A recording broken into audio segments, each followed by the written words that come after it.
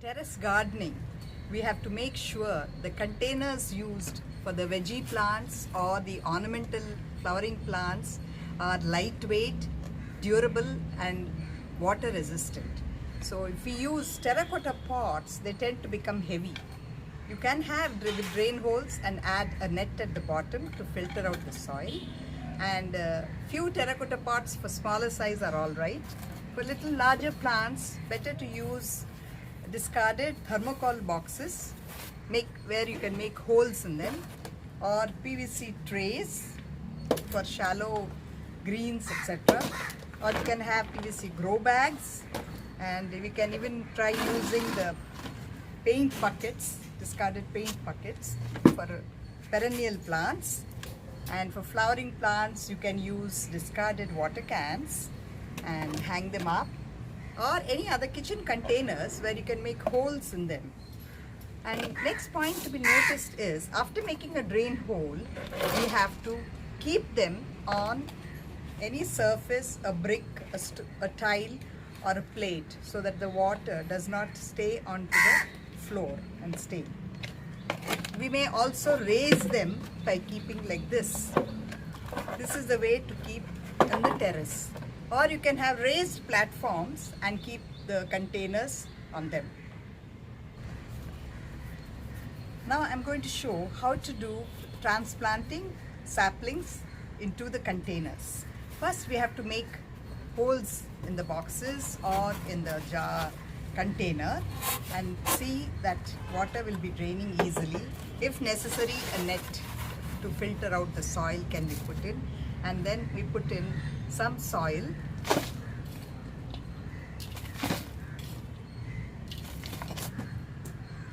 some cow dung, dried cow dung,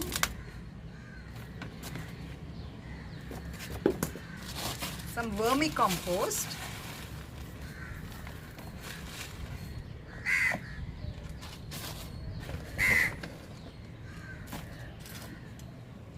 and mix all properly.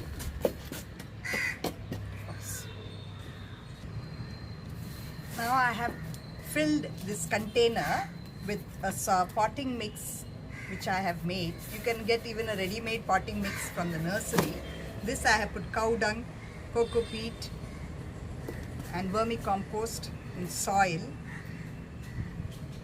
and some part of my kitchen compost, and then mix it nicely, all the different layers, and then I will take and keep the rooted.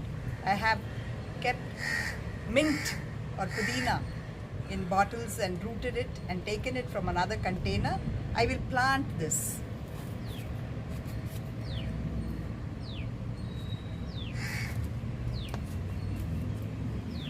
Some may prefer to use gloves for this process, but I prefer to use my fingers, which I get the best results. These are the rooted mint. You can get it even bunches of mint from the market. Some of them have always roots in them like this. This can be used and for planting, transplanting. Once this is done, you have to keep it nicely covered with soil and put fresh, cover it, drain full with water, and then keep it in shade for a couple of days first. Now we'll do the transplanting of a tomato sapling. This I have grown from a small sapling and seed, and this is the baby tomatoes or the salad tomatoes. I've grown it in a small pot. Now is the time to take it out. I'll put it in a bigger grow bag since it acquires height and grows tall. You notice that the root ball is good and strong, so I'll use this, make a hole. No problem if there are earthworms in the container. Earthworms are good for aerating the soil. I will plant it like this along with some of the old soil.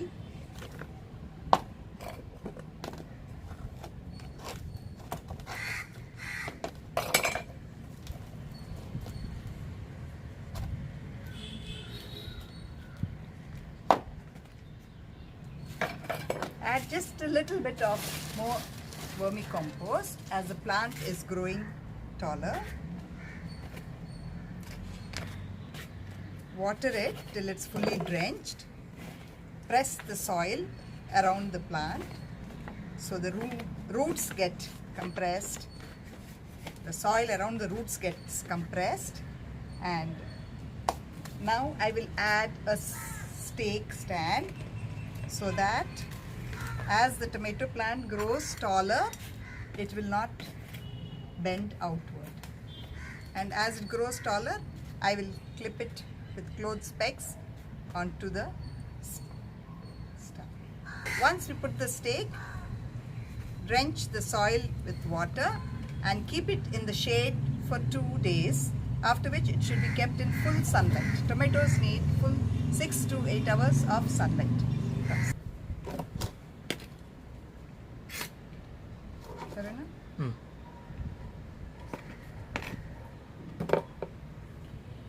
Now I will show how to repot cutting which I had made, and it has grown into a nice garden plant.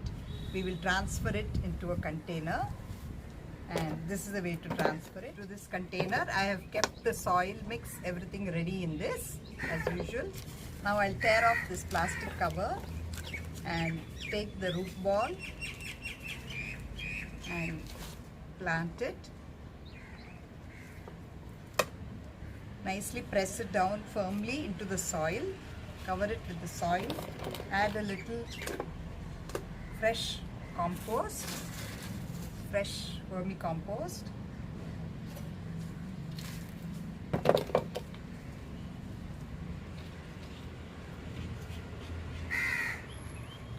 Pour water into it and keep it in the shade for a couple of days, and then let it out into the sun. The next we will do a water can container. I filled it with the soil, and I'm going to put another ornamental flowering plant. This can be hanged. So now these are called Chinese violets. I have taken a cutting from the plants and I will plant them so that they get the sun. These are the roots, and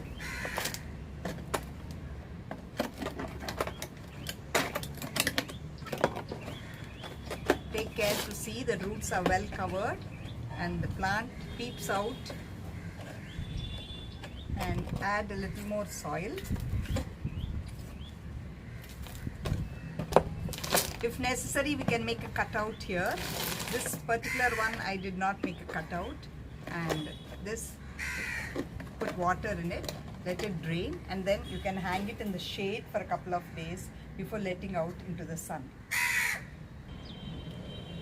This I have cut out from a water can, the top lid of the water can, and I have hung it, made holes to tie the wire, filled with soil, and then I have planted these ornamental plants, Chinese violets, and it will grow bushy.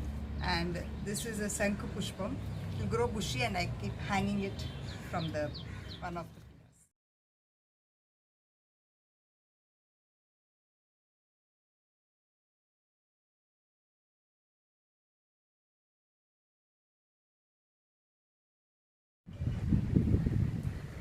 Now I will show how to make a fruit enzyme with the leftovers, fruit peels, etc. from the kitchen.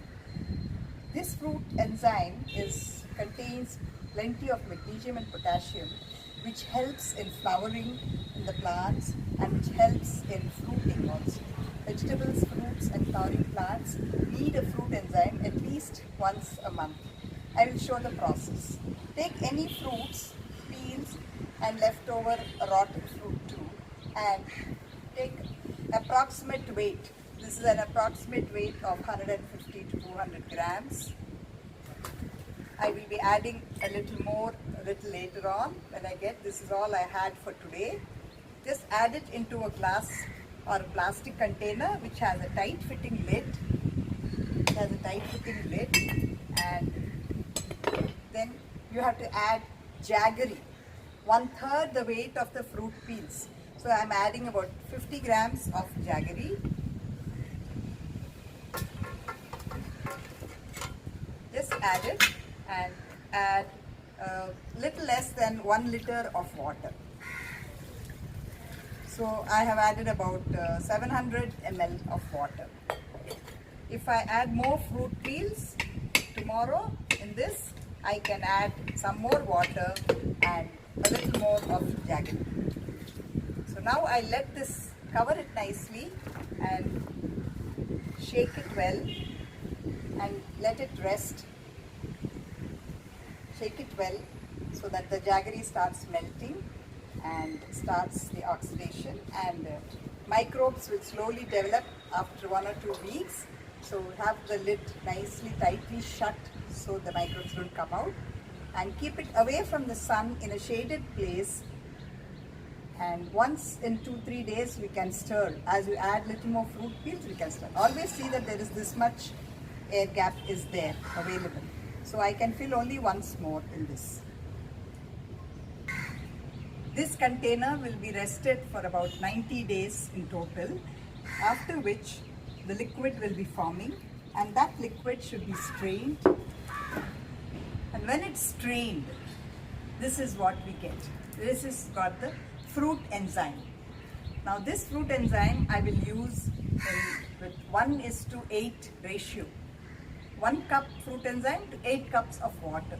Mix it in a bucket and sprinkle it for all the fruiting plants at least once a month. This helps in flowering and fruit maturing. Very easy to prepare, making use of leftover fruit peels, etc. You can use papaya, sweet lime, orange, banana maximum, mango, etc. Any fruits leftover can be pushed into this, even pineapple. This is my kitchen composting bin. First, I will remove the already drained water that was there. Idhar aa. Pause.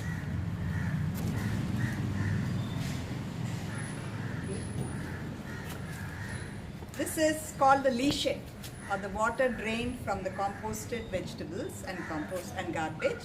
And I will use this diluted form for the plants.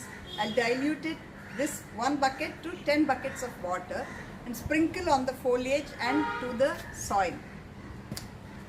Next, I will now fill this with the fresh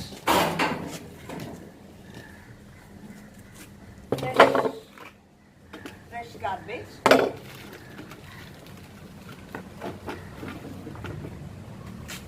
Other than coconut shells and any hard substances like onion skins, which do not compost easily, which take a very long time, we use all other kitchen from vegetables and fruit peels. This is what I have gathered in one day, and I put it in. Then I add a little bit of soil, sprinkle a little bit of soil, so 2 handfuls. I'll add dry cow dung cake in pieces, or we can even soak it in water.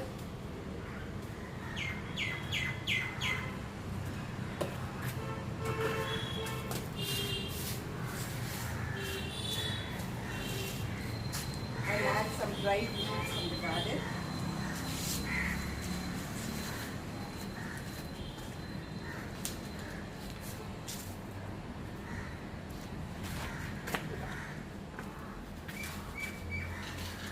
I'll just give it a stir.